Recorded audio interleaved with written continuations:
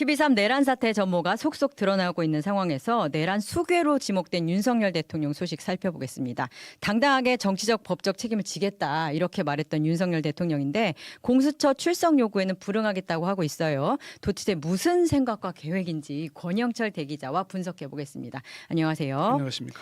공수처 출석 요구 안 나가겠다 이러면서 내세운 명분은 뭡니까?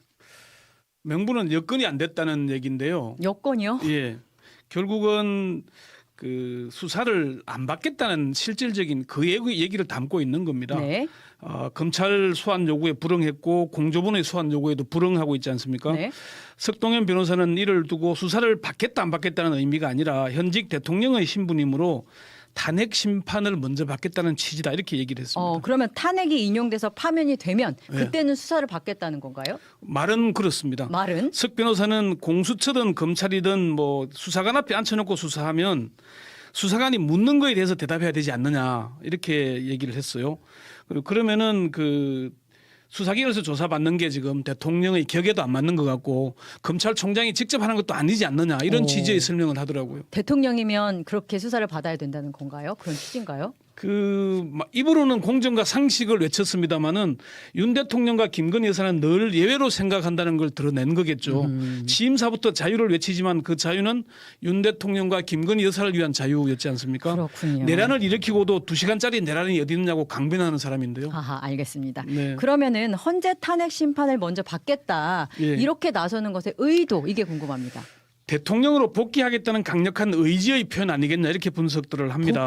복귀를 하겠다고요? 예. 이 국면에서. 검찰에서 수사로 잔뼈가 굵은 윤 대통령이 수사의 기법이나 방식을 잘 알지 않습니까? 네. 내란 우두머리로 수사를 받게 되면 구속되는 건 당연할 겁니다. 네. 수사를 받게 되면 내란 모의의 전모가 드러날 것이고요. 네. 그러면 탄핵 심판은 빨라질 것이고 파면될 뿐만 아니라 무기징역이나 사형의 중형이 선고되지 않겠습니까? 네.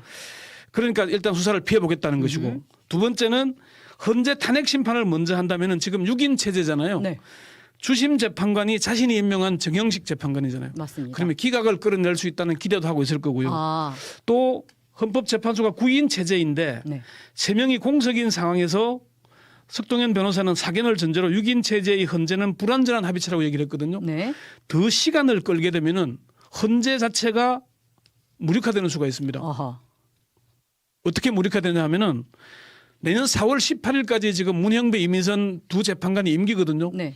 3명을 임명하지 않고 그때까지 시간을 끌면은 헌재 재판관이 4명밖에 안 남잖아요. 네. 그러면 아무것도 할 수 없습니다. 헌재는. 그러면 시간을 그렇게 쭉쭉쭉 끌고 가면서 결국 대통령을 복귀하겠다. 이게 노림수다. 이렇게 결론을 내면 되는 거예요? 그렇습니다. 대통령직을 유지하면서 시간을 끌어서 결국은 대통령직에 복귀해 보려는 의지를 나타낸 걸로 봐야 합니다.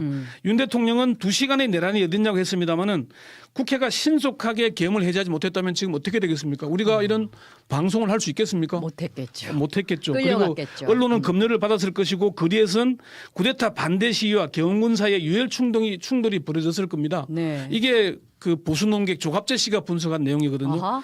사실 지금도 내란 사태가 이어지고 있지 않습니까? 네. 왜 내란 사태가 이어지고 있을까요? 윤 대통령이 내란 우두머리 현행범인데도 체포하지 않고 방치했기 때문입니다.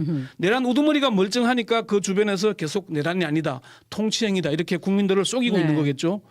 검찰총장을 지내고 대통령까지 된 사람이 소환에 불응하면서 꼼수를 부리는 건 좀 너무 구차해 보이지 않습니까? 구차하고 치졸하다는 말이 좀 아깝네요. 여기까지 듣겠습니다. 권영철 대기자 수고하셨습니다.